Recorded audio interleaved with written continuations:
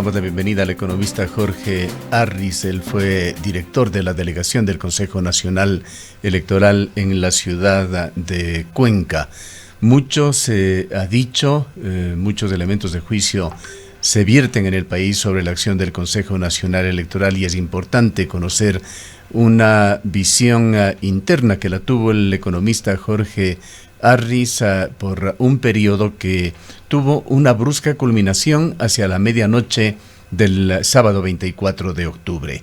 Allí los consejeros de mayoría del CNE decidieron sin justificación alguna, sin justificación aparente, cambiar al director de la delegación provincial de la SUAY, ingeniero Jorge Arris, quien estuvo vinculado cívicamente por varios años al trabajo de la Comisión Nacional Anticorrupción.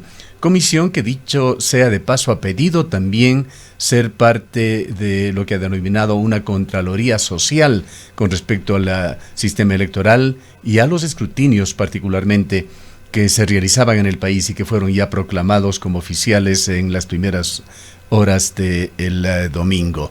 Recordamos también que en su momento, a finales de octubre, el consejero electoral Luis Verde Soto manifestó sentirse contrariado por esta decisión, a la cual catalogó de abrupta e injustificada.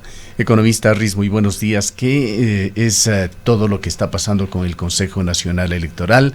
Hay además muchísimos temas que analizar, como aquel acuerdo que se dio el pasado viernes 13 de febrero entre los candidatos segundo y tercero, según el escrutinio oficial de ahora, Guillermo Lasso y Yacu Pérez, pero de alguna manera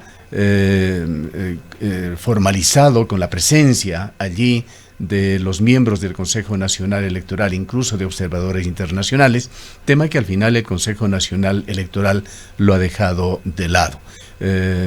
Comencemos por donde usted considere pertinente, pues el Consejo Nacional Electoral es una de las entidades que más ha dado que hablar en los últimos meses en Ecuador. Le damos la bienvenida. Buenos días, Gustavo. Un saludo a todos los oyentes de Antena 1. Realmente el tema electoral no solamente que se vuelve noticia, sino que es un tema apasionante.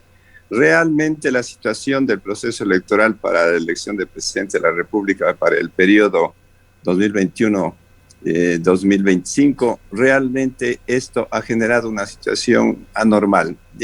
Lo que usted manifiesta, Gustavo, en realidad, la organización del proceso electoral que vino de tumbo en tumbo y que obviamente se metió la mano también en el proceso, lo que usted anotaba, inclusive moviendo a algunos directores provinciales del país, entre ellos el mío, que no voy a tocar ese punto, más bien nos vamos a la parte técnica y a la parte del proceso electoral.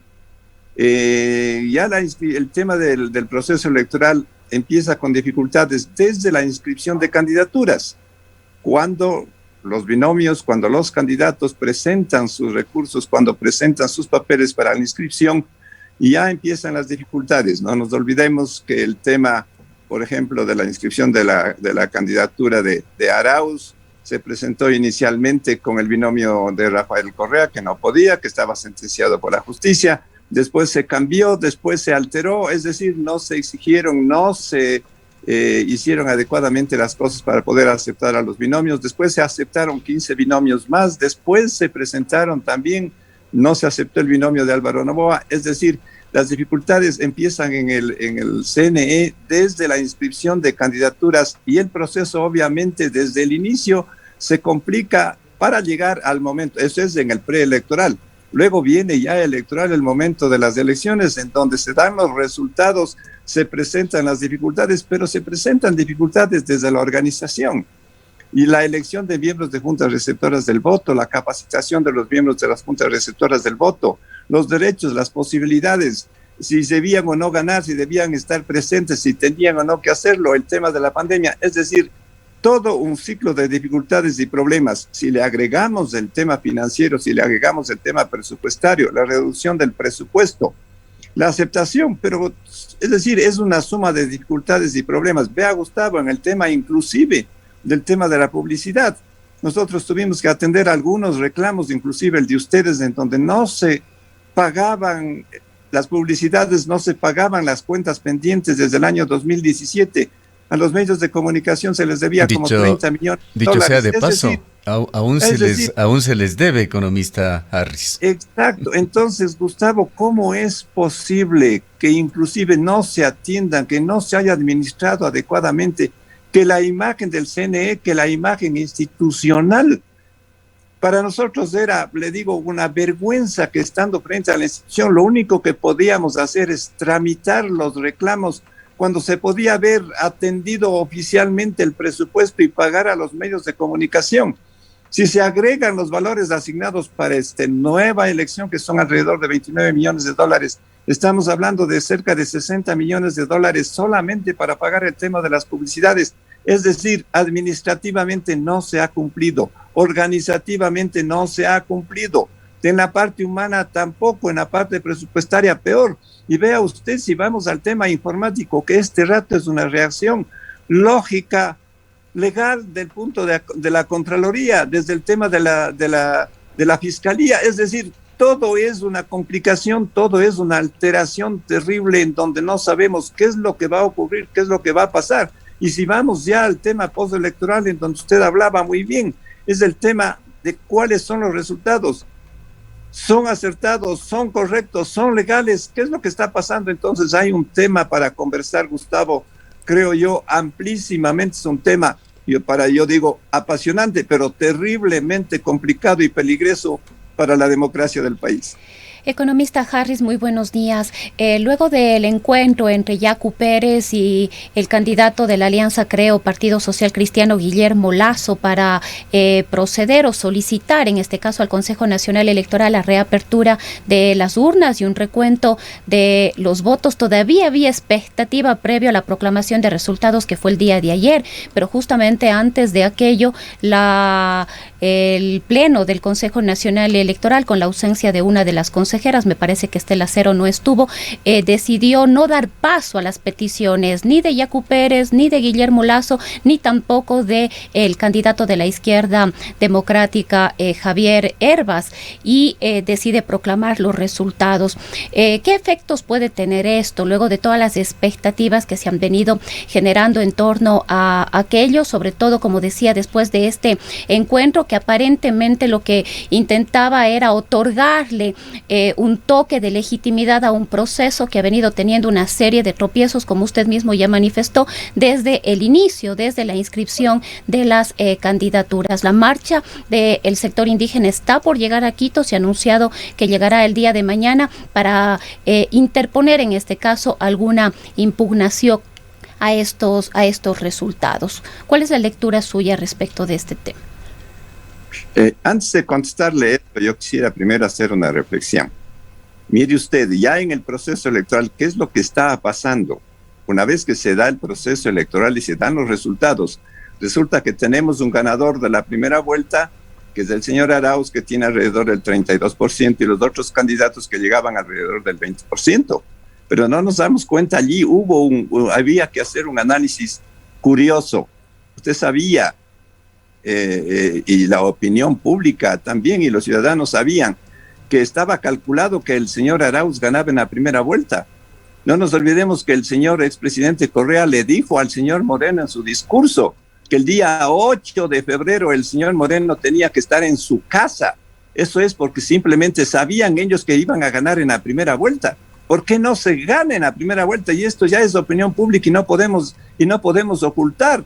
Es decir, ellos estaban interviniendo de alguna forma. Ellos sabían los resultados con anticipación, de modo que sabían que ganaban en la primera vuelta. ¿Por qué no se gana en la primera vuelta? Porque resulta que el ciudadano, porque resulta que el país, porque resulta que los votantes, que los 13.099.150 electores que participaban en el proceso, participaron e intervinieron. El ausentismo del proceso electoral llegó a ser un punto más entre el 18% tradicional de la elección del 2017 y 19% en esta ocasión. Inclusive personas como el que está hablando, yo había hecho una predicción de que el ausentismo, de acuerdo al voto facultativo que tenían los jóvenes de 16 a 18 años, que significaban 680,000, y también el voto facultativo de las personas mayores de 65 años, que sumaban alrededor de 1.600.000. esto daba como 2 millones y pico de personas, y por el tema de la pandemia y por el tema del ausentismo, pensábamos, y yo calculaba también, que iba a ser el ausentismo de por lo menos el 40%. Y yo creo que ese argumento, y creo que todos sabíamos que iba a haber un ausentismo bastante más alto que el que se presentó. Ocurre que no, que apenas fue un 1% más, y el resultado de la votación fue que el señor Arauz obtuvo el 32% y ya no el 40%, y los otros candidatos menos 10 puntos para proclamar directamente como presidente de la República después de este proceso. Este rato es público, la reclamación de la ciudadanía, de las organizaciones, de las instituciones respecto a la metedura de manos, respecto a la intervención en el sistema informático. Se está pidiendo auditoría, Contraloría está pidiendo, Fiscalía lo está pidiendo, es decir, ahí hubo ya un antecedente de lo que iba a ocurrir en el proceso electoral. Y resulta que ante esta situación los resultados son diferentes, y ya en el tema, contestando su pregunta, en el tema, esa noche del 7 de febrero se dan los resultados después del análisis del conteo rápido de las actas del Consejo Nacional Electoral, y se presenta de una manera, yo diría, ligera. ¿Cómo es posible que se presenten los resultados sin estar confirmados? La diferencia técnica entre un candidato y el otro candidato era de menos del 1%. Y es así como la presidenta sale sin consultar con los consejeros, sin que sea un resultado de una reunión del Consejo Nacional Electoral, públicamente a dar unos resultados en forma precipitada, y arma realmente un ambiente terrible. Yo no digo a favor o en contra de uno u otro candidato, simplemente se tenía que tener el cuidado para dar una información pública sobre esto. Y después, en pocos minutos, tiene que participar el ingeniero Pita para aclarar que en el tema del análisis técnico del conteo rápido había una diferencia de menos del 1% y que los resultados no podían ser tomados en forma definitiva. Entonces yo creo que todas estas situaciones primero hay que analizarlos, porque el resultado este rato de lo que está ocurriendo ya en el tema público, en el tema de la reacción de uno de los candidatos que se siente perdedor o de uno de los candidatos que se siente ganador, es diferente, es un tema siguiente, es un escenario siguiente al del proceso electoral, con lo cual nos complica. Pero antes, este era el ambiente. Yo creo que los ciudadanos tenemos que darnos cuenta de que las instituciones, que las autoridades tienen que intervenir, tienen que hacer el análisis. Tenemos que estar seguros los ciudadanos de que para la segunda vuelta realmente hay un examen de Contraloría, realmente hay un examen de Fiscalía para el tema de la intervención en el proceso electoral y en el tema informático. No se pudo hacer el cambio del sistema informático por falta de presupuesto, porque el sistema era obsoleto, pero estamos manejando los mismos sistemas, estamos manejando los mismos programas, estamos manejando las mismas intervenciones. Se ha mencionado más de una vez al señor Pozo y a todos los posistas que manejaron el sistema y que siguen manejando el sistema. Economista Risa, vale la pena también tener en cuenta que hay una excitativa que se ha hecho de las otras 4 funciones del Estado al CNE para que imprima transparencia, claridad, que dé garantías en este proceso ante tantos problemas que se han suscitado. Hay, por otra parte, también el pedido de un sinnúmero de organizaciones sociales y ciudadanas. El pedido no es solamente del señor Pérez, lo fue inicialmente de Lazo y Pérez, al cual se ha sumado el candidato cuarto en votación, el señor Herbas, quien va más allá y dice el conteo debería repetirse voto a voto. Pero está claro que no se encuentra dentro de las posibilidades para el CNE, no existe en su léxico las palabras auditoría, contraloría.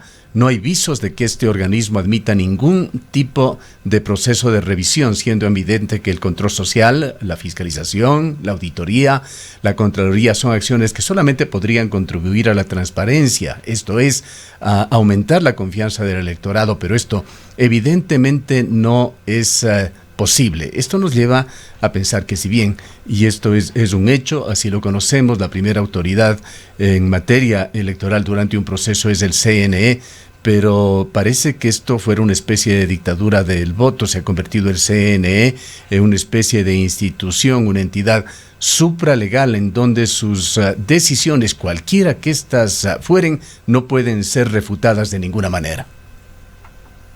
durante el proceso electoral el CNE es la máxima autoridad. Así es, pero eso no quiere es lo decir que estamos señalando. Eso no quiere decir que las autoridades, que las instituciones, que el sistema de control, como el caso de Contraloría, o el sistema legal, como el caso de la Fiscalía, que están exigiendo auditorías y están exigiendo información, porque este rato todo el país está exigiendo transparencia. Todos los candidatos, ganadores y perdedores, todos quieren que se haga una auditoría y que se haga una transparencia del sistema de la votación. Cuando los candidatos Lasso y Pérez están buscando un acercamiento o estaban buscando un acercamiento para revisar las actas, para hacer una auditoría, cuando el candidato Herba se suma, cuando todos los candidatos están pensando, también los perdedores, de que es oportuno que se aclare y que se diga claramente. Mire, los miembros de las juntas receptoras del voto, el momento de la organización, el momento de la votación, fueron organizadas con más del 50% con personal suplente. Los principales no asistieron, tuvieron que tomar gente que estaba asistiendo al sistema de la votación. Es decir, ahí hubo ya una falla porque todo ese personal no estaba capacitado para entender cuál era el proceso. Yo participé como observador en la parroquia Sucre y estuve alrededor de 40 mesas o más de 40 mesas en los 4 recintos, en la universidad, en el colegio Miguel Merchán, en la escuela Remigio Cordero, en Miguel Merchán. Es decir, y ahí usted podía darse cuenta de que en casi todas las mesas que yo investigué y averigüé, más del 50% de los miembros de las juntas receptoras del voto eran suplentes, no entendían, se presentaron algunas dificultades en el tema del control de la votación porque no estaban capacitados. Es decir, creo que es oportuno. No es posible que la segunda vuelta no se dé en una forma transparente y clara, en donde tengamos una auditoría del sistema informático para poder decirle al ciudadano, para decir a todo el país que el sistema va a funcionar y que es transparente y que se ha investigado, porque se tiene que investigar los programas, se tiene que saber qué es lo que ocurrió, qué tipo de... Ya pasó en el 2017, cuando para la primera vuelta se dijeron unos resultados y tuvo que salir el expresidente Correa, él antes que el CNE, a decir que había una posibilidad de una segunda vuelta. Y después de que el expresidente Correa aceptó que había una segunda vuelta, el señor presidente del CNE, el señor Pozo, el cuencano, que está ausente del país, que está ausente de la ciudad, aceptó la segunda vuelta. Y en la segunda vuelta se dieron los resultados y hubo 2 ganadores al mismo tiempo, el señor Moreno y el señor Lasso, y resulta que después asomaron los resultados de otra forma. No podemos seguir en esta misma situación anormal de crisis, de duda, en donde el ciudadano, para la próxima segunda vuelta, entre los candidatos que de acuerdo al CNE, de acuerdo a la resolución de madrugada de ayer día domingo, este rato se han dado los resultados y se ponen como 2 candidatos finalistas, al señor Arauz y al señor Lasso, y resulta que la reclamación del señor Pérez, que públicamente y que socialmente está manejando a los grupos de ciudadanos que están reclamando un derecho de que se haga una investigación respecto a la votación del señor Pérez, se tiene que aclarar. No es posible que alteremos un país, que la situación anormal del país se presente en una situación tan conflictiva y tan caótica para la segunda vuelta electoral. Como usted ha señalado, economista Arris, esta posición de que se audite, se haga una contraloría social, se logre mayor transparencia, no es un comentario particular de nadie, es algo que ha crecido en el país. Diríamos que la opinión pública, si se la puede concebir como tal, está a favor de que se imprima mayor transparencia. Quizá podría sí salpicar a otro u otros candidatos que sospechosamente se oponen también a cualquier tipo de auditoría. Pongámonos en el escenario de que efectivamente se llegue a realizar un recuento o una auditoría a fondo del sistema electoral, de que se ratifiquen los resultados que se han hecho públicos ya como oficiales del día de ayer. Podemos visualizar con esto cómo se fortalecería la democracia y sobre todo a los candidatos que pasen en forma clara, transparente a la segunda vuelta. Eso es lo que se está pidiendo. No es en favor de Yacu Pérez o de cualquier otro candidato, pero es el momento en que se abran las puertas para que exista mayor transparencia en el país. Así es, Gustavo. No estamos hablando de nombres de candidatos, estamos hablando del procedimiento. Cualquier ciudadano que está en el proceso electoral tiene derecho a reclamar que los resultados no coinciden. tiene derecho a reclamar las posibilidades políticas que tiene. En el Código de la Democracia establece claramente la posibilidad que tienen los candidatos de presentar objeciones. Tienen un plazo de 6 días, que tienen posibilidad de presentar impugnaciones, tienen plazo de 6 días, y después tienen, si son o no atendidos, pueden ir al subjetivo, al Tribunal Contencioso Electoral, y tiene 21 días. Es decir, todavía los escenarios de reclamación están abiertos, apenas están abiertos, no tienen 24 horas.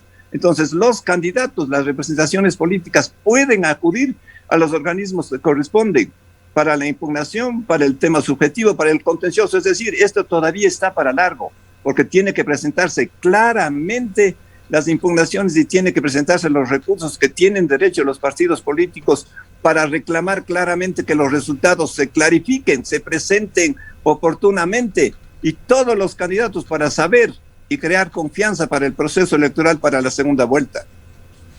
Usted ha señalado, economista Arris, que no quiere hablar sobre su salida, pero sí quisiera insistir un poquito sobre esto, no específicamente sobre su salida, pero el cambio que se hizo entonces en el mes de octubre en varias delegaciones. Recuerdo que fue en Santo Domingo de los Áchilas, en Orellana, aquí en la provincia de La Suay. No estoy seguro con respecto a Manabí, pero en varias provincias se tomaron estas decisiones y de la manera más descortés. Recordamos que usted nos dijo, yo me enteré a través de la transmisión online del CNE, a la cual no estaba invitado. Usted lo hacía como público y se enteró de que se le sacaba de su cargo. ¿A qué obedecía en general, en su criterio, esta serie de cambios que se lo hizo, igualmente sin que nadie pueda cuestionarlo? Gustavo, a mí no me hubiera gustado tocar el tema, pero no lo quiero evadir tampoco. Mire, en el proceso electoral, cuando se preparaba el proceso electoral, y resulta que mi salida no fue consultada, ni siquiera avisada con el consejero responsable de la provincia, que era el consejero Luis Verde Soto, y se dio de la noche a la mañana, es porque simplemente se estaba preparando nuevamente una metida de mano. No nos olvidemos que la administración del proceso electoral hay miles de personas que entran a trabajar para el tema del control electoral y son contratados en forma parcial, en forma solamente para el proceso. Y yo había establecido que aquí en La Suay no se iba a meter la mano y que se iba a respetar absolutamente, y que la administración del proceso electoral iba a ser con gente nuestra, iba a ser con gente de la ciudad. Querían meter mano, mandando gente de fuera, mandando gente extraña, mandando gente del oriente, mandando gente de la costa, es decir, en todo lado. Quienes respetamos y consideramos a los ciudadanos de Cuenca y sabemos que esto es un proceso. Mi contribución cívica, Gustavo, fue realmente... Y yo le cuento con confianza, ya que usted me ha jalado la lengua, yo no quise intervenir en el Consejo Nacional Electoral. Yo había recomendado a otras personas antes que a mí. Cuando dieron mi nombre, yo dije que no era posible, que yo prefería que vaya a otras personas, pero insistieron. El amigo que en paz descanse, Jorge Rodríguez, que estaba al frente de la Comisión Anticorrupción, intervino y me dijo, tienes que colaborar, tienes que ayudar para este asunto. Entonces, ¿qué es lo que pasa? Se metió la mano, ya esto no es un asunto improvisado, es un asunto que viene preparado desde antes. Si hablamos de la elección de 2017, en donde los posistas y la maniobra de elegir presidentes de alguna forma y meter la mano no solamente en la organización administrativa, en el proceso informático, en el ambiente, en todo. Es decir, nuevamente se estableció. Todos estos días en las redes sociales han empezado a dar nombres del grupo administrativo cercano a Tamaín, con nombres de personas clarísimos que están manejando esta situación, y ya no es un secreto. Yo he mantenido una cordura y he mantenido una distancia para hablar de este tema, pero ya no es posible este rato. Todos conocen con nombres y apellidos cómo se metió la mano al principio, cómo se ha ofendido a la gente, cómo se ha manipulado, qué es lo que se ha manejado con número de personas. Vea, no nos olvidemos, aquí en Cuenca se movió al director de procesos electorales, el ingeniero José Burneo, se movió a otras chicas que trabajaban en el proceso, una persona con experiencia que manejaba todo el proceso electoral. ¿Para qué? Para seguir manipulando, para seguir metiendo la mano, para seguir metiendo gente extraña y alterar el proceso.